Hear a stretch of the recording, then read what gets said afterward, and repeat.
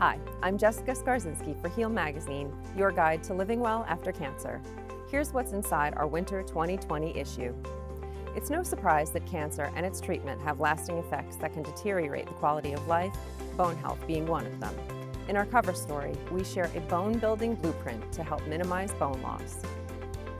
Next, has someone ever made an insensitive comment about your cancer diagnosis and left you unable to find the right response? You're not alone. 3 survivors talk about how there needs to be a delicate balance. Hear their advice in our feature, Words Matter.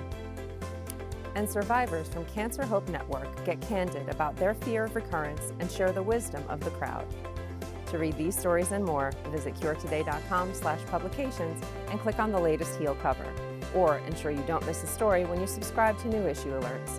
Visit curetoday.com/email-profile for more information.